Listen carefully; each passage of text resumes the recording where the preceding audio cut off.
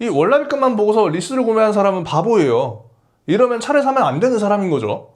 당연히 할부 구매를 하는 게 훨씬 유리합니다. 왜? 이자 비용이 2배 이상 차이가 나니까. 여러분들이 실제로 차량을 구입하시는데 세무사분들도 이 부분에 대해서는 체크를 해드릴 수가 없어요. 이 차가 5년 뒤에 중고차 값이 얼마가 될지, 그리고 여러분들이 이 교체 시기를 어떻게 정하실지 세무사분들이랑 소통이 안 되시기 때문에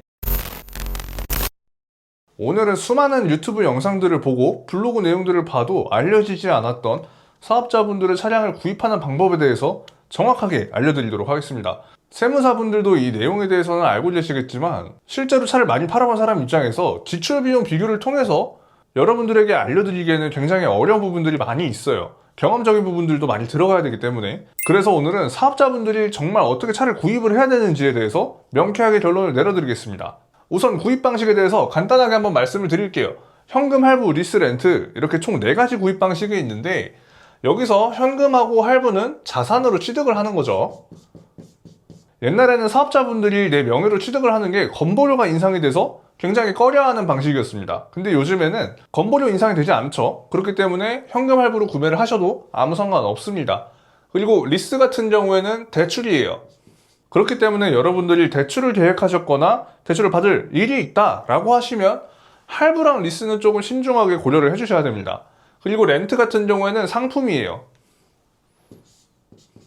정수기 렌탈하는 거랑 똑같다고 보시면 돼요. 그렇기 때문에 부가세가 붙어서 나오는데 이 부가세는 자동차 부가세는 저희가 부가세 처리를 할 수가 없는 비용이에요. 자, 이 4가지 구입 방식 중에서 비용 처리가 안 되는 방법이 있을까요? 아니요, 없습니다. 어떤 방식으로 구매를 하셔도 비용 처리에는 전혀 문제가 안 돼요. 그러면 내가 이 구입 방식을 나누는 기준이 지난 영상에서도 소개를 드렸죠. 내 명의냐 아니냐도 아니고 비용 처리가 되느냐 안 되느냐도 아니고 교체 시기라고 말씀을 드렸습니다. 그럼 이 교체 시기에 따라서 구입 방식이 어떻게 바뀔 수 있는지 실제 지출 비용으로 제가 비교를 해드릴 거예요. 그 전에 여러분들이 정말 많이 들어보셨을 이 1,500만 원에 대해서 간단하게 한번 설명해드리고 넘어갈게요. 저희가 세법상에서 자동차 비용 처리 한도는 1,500만 원으로 정해져 있는 거는 뒤에 딱지가 박히도록 들어보셨을 거예요. 차량가액으로 800만 원, 유지 비용으로 700만 원. 여기서 이 800만 원은 절대 변동이 안 됩니다. 그리고 나머지 700만 원에서 저희가 플러스 알파 비용 처리를 받을 수가 있는 거예요. 그렇기 때문에 이 4가지 구입 방식 어떤 걸로 구입을 하셔도 상관이 없다는 거예요. 현금 할부로 구입을 해서 감가상각을 통해서 비용 처리를 하나, 리스 렌탈료를 통해서 이 차량 유지비 800만 원을 채우나 똑같다는 얘기예요. 그리고 여러분들이 이 1,500만 원이 넘어갔을 때가 중요한 건데 운행일지를 썼냐 안 썼냐에 따라서 업무무관 부인액, 한도초과 부인액 이렇게 2가지로 나눠서 부인을 받게 됩니다. 이때 가장 중요한 거는 업무무관 부인액이에요.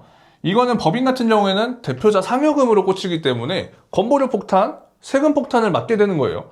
한도초과 부인액은 사실상 내가 차를 처분을 하고 난 뒤에 이어서 비용 처리를 할 수 있게끔 해주는 거기 때문에 이거는 괜찮습니다.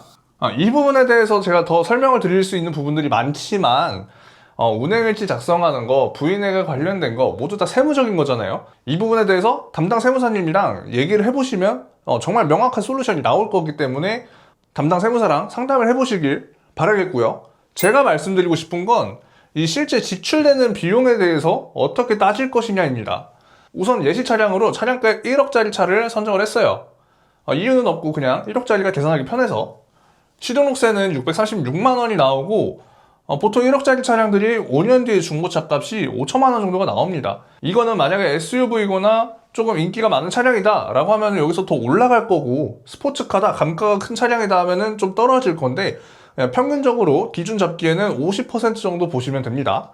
그래서 여러분들이 현금 할부로 구매를 하셨을 때랑 리스로 구매를 하셨을 때에 대해서 실제 지출되는 비용을 가지고 제가 설명을 드릴 건데, 현금 할부로 구입을 하셨을 때 취등록세 내셔야 되고요, 보험료 내셔야 되고, 자동차세 내셔야 되고, 할부를 쓰시면 할부 이자가 나오겠죠. 그리고 운용 리스를 한다 그러면 보험료 당연히 내가 내는 겁니다. 자동차세도 당연히 고객님이 내시는 거예요. 리스 이자도 붙어서 나오겠죠. 그래서 이 할부 이자와 리스 이자에 대해서 간단하게 대출 시뮬레이션을 또 돌려봤는데, 우선 할부 구매를 할 때 먼저 볼게요. 금리는 4%고 기간은 5년으로 설정을 했습니다. 자, 선납이 0원일 때 1억을 대출을 한다는 얘기죠. 그랬을 때 월납입금이 184만원, 총이자가 1,050만원이 나옵니다. 그리고 선납을 5천만원을 넣었을 때는 5천이 대출이겠죠. 월납입금은 92만원, 총이자는 525만원이 나옵니다. 요거는 할부를 구매했을 때고요. 운용리스를 했을 때도 한번 볼게요. 아까 전에 중고차 값이 5천만원을 기준으로 잡았기 때문에 잔존가치도 50%로 설정을 했고요. 선납이 아예 없을 때 월납입금 128만원에 총이자 비용이 2,043만원, 여기서 선납을 5천만원을 넣었으니까 여기서도 보증금 50%를 넣어서 월 108만원에 총이자가 843만원이 나왔습니다. 이렇게 단순하게 놓고 보면은 어떤 걸 구매를 하셔야 되나요? 이 월납입금만 보고서 리스를 구매한 사람은 바보예요. 이러면 차를 사면 안 되는 사람인 거죠. 당연히 할부 구매를 하는 게 훨씬 유리합니다. 왜? 이자 비용이 2배 이상 차이가 나니까.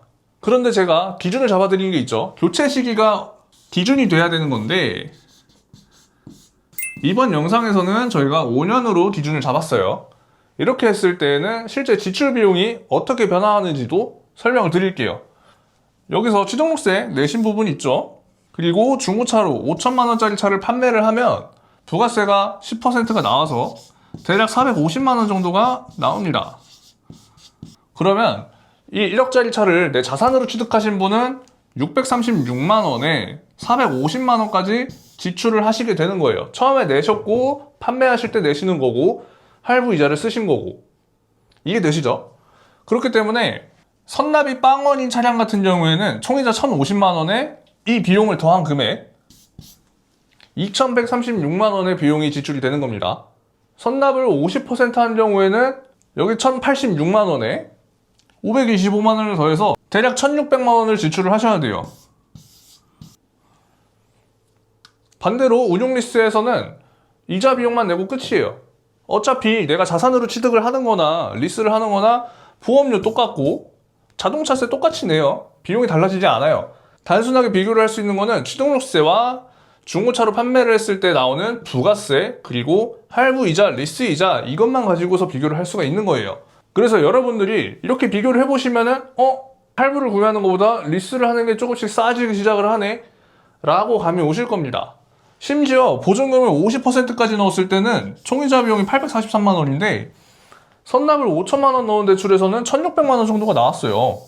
2배 차이가 나는 거예요, 이제 이때부터는. 그러면 대출을 아예 안 끼고 그냥 전액 현금으로 구매하면 어떻게 되는지도 보여드릴게요. 이 1,086만원은 고정이에요.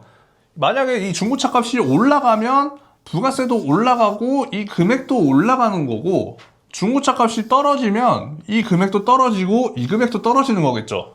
그렇기 때문에 여러분들이 전액 현금 일시불로 주고 사셔도 1,086만원의 지출은 무조건 고정이에요. 그러면 50% 넣은 애들보다 더 비싸게 타시는 겁니다. 200만원 정도를 더 비싸게 타시는 거예요. 그래서 여러분들이 교체 시기가 5년 안쪽이면 무조건 리스렌트 금융을 써주시는 게 맞는 거고, 왜? 계산서 비용 때문에, 취등록세 때문에. 그리고 5년 이상 타실 분들은 어차피 금융 계약이 5년까지밖에 안 돼요. 60개월까지밖에 안 되니까 어쩔 수 없이 현금 할부로 구매를 하시는 거죠. 7년, 8년, 9년, 10년 타실수록 중고차 값은 떨어질 거고 부가세도 줄어들고 이 비용도 전체적으로 줄어드니까 장기적으로 봤을 때는 일시불이 유리해질 수 있는 겁니다. 그래서 오늘은 여러분들이 실제로 차량을 구입하시는데 세무사분들도 이 부분에 대해서는 체크를 해드릴 수가 없어요.